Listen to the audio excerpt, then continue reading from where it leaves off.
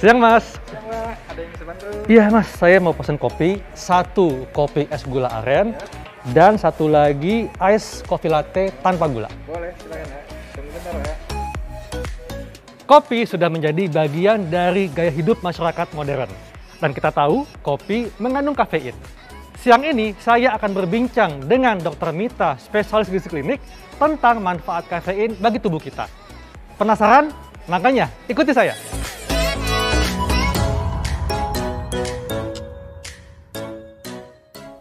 Dok, ini siang-siang ini dok ya. Ini enaknya supaya kita nggak ngantuk, kita minum kopi dok. Oh iya, kopi dingin ya, boleh? Dokter suka apa? Saya udah tahu kesukaan dokter. Oke, kita lihat ya, Oke. bener nggak nih? Pasti bener dok. Oke. Kopi. Nah ini betul-betul kesempatan spesial nih. Saya bisa ngopi dengan dokter nih. Bapak Ibu, kopi. Kasih, Kopi Mas. latte berarti ini ya? Iya, Betul kan? Kok tau low sugar berarti? Oh, Oh, saya tahu banget dok tahu kesukaan banget deh, dokter. makasih ya. Silakan dok. Ya, Ini masyarakat kan tahu kafein dari kopi yang diminum. oke. Dan masyarakat itu taunya kalau kafein atau kopi bisa mengatasi rasa kantuk. Oke. Nah, pertanyaannya dok, masyarakat ingin tahu kafein ini zat apa sih dan apa saja manfaatnya dan apakah ada efek sampingnya dok? Oke, jadi nih kafein itu adalah senyawa, namanya senyawa metilsantin. Ya. Dia itu merupakan zat psikoaktif golongan stimulan. Jadi benar tadi meningkatkan apa kewaspadaan gitu ya, karena dia bisa menstimulasi susunan saraf pusat gitu. Nah, dia itu dapat ditemukan di mana di tumbuhan ada. Jadi bukan cuma di kopi, kafein itu ada di teh bisa. Iya. Coklat, suka makan coklat nggak? Suka banget ya, dong. coklat ada loh ternyata kafeinnya. Terus udah gitu minuman bersoda, minuman berenergi itu juga ada kafeinnya. Nah dia itu memiliki karakteristik, kita tahu ya rasanya pahit sama dia tahan terhadap pemanasan. Dok, tadi kan dikatakan bahwa kafein bisa mengatasi rasa kantuk atau meningkatkan kewaspadaan. Oke. Nah, sebetulnya apa yang terjadi di otak kita ketika kita mengkonsumsi kafein dari kopi, dok? Jadi nih, bener nih ya, kok bisa sih kafein bikin gak ngantuk gitu ya? Jadi kadang-kadang kalau mau begadang suka minum Betul. kopi ya, kafein ya. Iya. Oke. Jadi kafein itu tadi dia menstimulasi susunan saraf pusat kan. Nah, jadi dia itu adalah namanya adenosin reseptor antagonis. Apa tuh kafein sebagai adenosin reseptor antagonis? Nah, jadi adenosin itu adalah senyawa kimia di tubuh kita tuh dok. Nah, senyawa kimia itu dia salah satu fungsinya si adenosin adalah merangsang rasa kantuk. Nah, adenosin ini sering disebut namanya sleep hormone. Sebenarnya dia senyawa yang bisa bikin rasa kantuk, merangsang rasa kantuk. Kafein ini dia memblok atau menghalangi peran si adenosin untuk merangsang rasa kantuk. Oh, jadi gitu dok ya. Jadi memang kopi ini atau kafein bisa membuat kita terjaga, nggak ngantuk. Tapi dok, Ya. ini kayaknya banyak orang yang nggak bisa kalau nggak minum kopi dok. Oke. Bahkan kadang-kadang sehari minumnya 3 kali kopi. Bagaimana dengan mereka yang konsumsi kopinya berlebihan?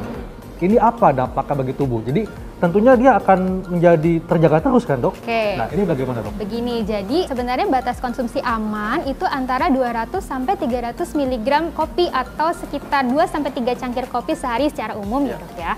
Dari penelitian itu lebih dari 400 mg dosis kafein per hari, dia itu bikin stimulasi ke susunan saraf pusat yang berlebihan. Jadi kayak misalnya antusiasme berlebihan, sulit tidur, iya.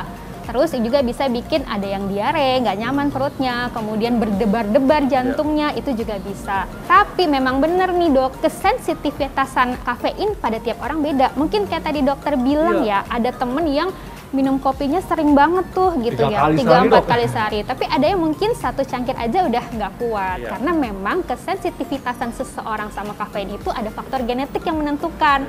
Ada yang lebih sensitif itu jadi ada varian gen tertentu yang kalau minum kopi sedikit dia itu malah beresiko. Jadi kayak misalnya gini nih dok, ada orang dengan varian gen tertentu, dia minum 2-3 cangkir kopi sehari, dia meningkatkan resiko serangan jantung 1,3 kali lebih tinggi dibanding orang yang nggak punya varian gen itu. Jadi dia sensitif sama kafein. Tapi kalau yang nggak sensitif ya mungkin lebih banyak nggak apa-apa. Dok, ini kenapa kalau orang yang tadi aku katakan dia berlebihan minum kopinya atau berlebihan konsumsi kafeinnya, kenapa bisa meningkatkan resiko serangan jantung? Oke, Jadi dia tadi kan menstimulasi ya, selain menstimulasi susunan saraf pusat, konsumsi kafein yang berlebihan, dia juga dapat menyebabkan tadi jantungnya berdebar-debar, irama jantung juga jadi tidak teratur. Nah, pada beberapa orang itu dapat juga bikin gangguan jantung, dan juga konsumsi berlebihan juga dia dapat meningkatkan tekanan darah pada orang-orang tertentu. Jadi harus hati-hati, terutama yang memang sensitif terhadap kafein secara genetik gitu. Nah dok, ini juga banyak orang dok ya yang kecanduan dok, ya kecanduan kafein, kecanduan kopi. Nah, kalau orangnya kecanduan kafein atau kopi, berarti kan dia akan selalu terstimulasi ya. Jadi nggak gampang ngantuk. Iya. Nah, apa bedanya dengan kecanduan zat adiktif? Jadi benar nih, apa yang menyebabkan kecanduan pada kopi itu ya karena si kafein ya kan dia menstimulasi.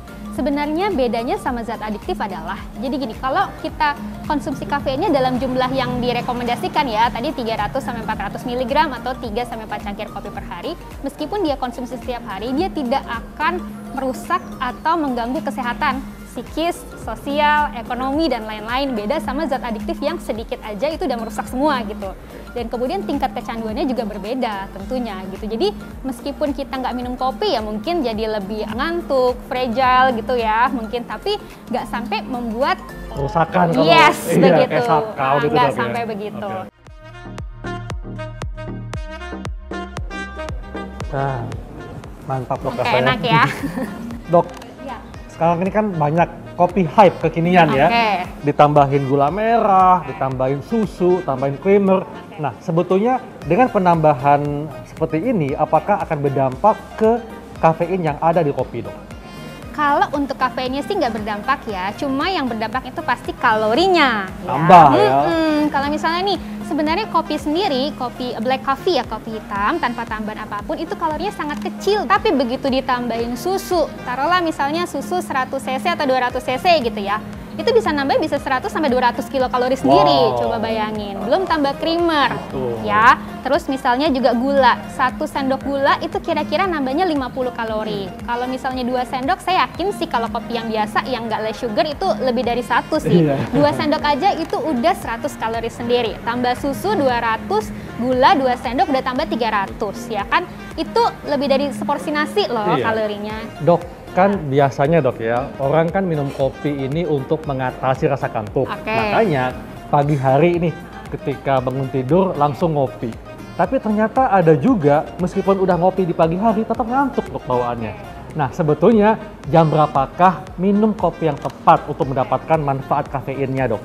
Nih, pasti ini banyak yang kaget nih, karena bener nih bangun tidur tuh suka banyak yang langsung ngopi ya, biar lebih alert. Nah, tapi ternyata kafein dalam kopi kita harus juga lihat efek kortisol dalam tubuh. Efek kortisol dalam tubuh. Nah, kortisol itu punya efek namanya naturally caffeinating. Jadi dia akan berefek seperti kafein gitu ya, bikin alertness dan sebagainya.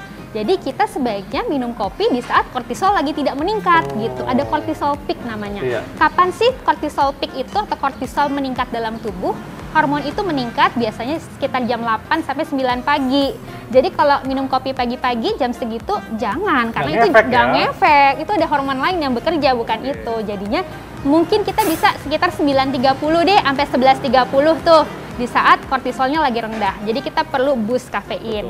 Kemudian bisa juga setengah 2 sampai jam 5 sore. Jadi pemirsa, kalau ingin mendapatkan manfaat kafein untuk mengatasi rasa kantuk, maka konsumsilah kopi di saat hormon kortisol tubuh kita sedang rendah. Yes, betul. Nah pemirsa, saatnya membahas fakta mitos seputar kafein atau kopi yang akan dijawab oleh Dr. Mita. Yang pertama dok, fakta atau mitos, kalau minum kopi bisa menyebabkan gangguan lambung? Itu adalah fakta. Jadi dok, dalam kopi itu selain mengandung kafein, dia juga mengandung namanya asam klorogenat, kemudian juga asam sitrat. Nah, kandungan asam sitrat inilah yang kalau semakin banyak di kopi, dia akan menjadikan kopi itu semakin asam. Dan pada orang-orang tertentu dapat menyebabkan gangguan lambung jadi tidak nyaman. Jadi itu fakta ya dok. Nah, kalau gitu mengkonsumsi kopinya setelah makan dok? Oke, boleh setelah makan atau kadar kopinya yang nggak boleh sering-sering atau dikurangin. Ya, supaya asam sitratnya juga nggak makin tinggi. Ini fakta atau mitos, kalau minum kopi bisa menyebabkan insomnia, sulit tidur? Itu adalah fakta. Jadi dalam kopi itu ada stimulan ya, dia menstimulasi susunan saraf pusat. Jadi pada kopi itu dia tadi ada reseptor adenosin antagonis. Jadi maksudnya apa nih? Adenosin itu adalah senyawa kimia yang ada di sel-sel tubuh. Nah, adenosin itu dapat merangsang rasa kantuk. Nah, kalau si kafein tadi sebagai reseptor antagonis, dia akan memblok atau menghalangi peran adenosin dalam merangsang rasa kantuk. Jadinya kita nggak ngantuk-ngantuk tuh dok. Jadinya kita terjaga terus, jadi insomnia atau gangguan tidur. Jadi melek terus dok ya? Iya, melek terus. Baik dok, ini yang paling terakhir dok. Tips bagi pecinta kopi supaya dapat manfaat kafein, mulai dari cara penyajiannya, waktu minum kopi, dan sebagainya dok. Silakan. Jadi sebenarnya semua jenis kopi kita bisa nikmati kok. Kopi apa aja kita bisa nikmati asal tahu dosis sama takarannya. Tadi ya, yang aman sekitar 300 sampai 400 mg kafein per hari, atau kalau mau dalam kopi sekitar 3 sampai 4 cangkir. Buat yang nggak sensitif ya, kalau yang sensitif nanti ada penyesuaian, jadi lebih sedikit gitu. Nah, jamnya tadi lihat tuh ada efek kortisol ya. Jadi kita konsumsi kopi di luar efek kortisol, yaitu yang baik antara jam 9.30 sampai 11.30, kemudian jam setengah 2 siang sampai jam 5 sore. Kemudian kita dapatkan manfaatnya juga yang baik, kita imbangi juga dok sama olahraga, yang lain-lain. Dan juga dalam kopi jangan kebanyakan ditambahin gula, susu yang terlalu berlemak gitu ya. Dan juga jangan sambil merokok, nanti malah nggak sehat gitu. Jadi intinya kafein dari kopi bermanfaat untuk Anda, tapi ingat tadi ya tips dokter, takarannya ya, dan juga cara penyajiannya. Ya. Demikianlah perbincangan saya dengan Dr. Mita mengenai manfaat kafein dari kopi. Saya Dr. Kalansari dan Dr. Mita, spesialis gizi klinik untuk hidup sehat plus.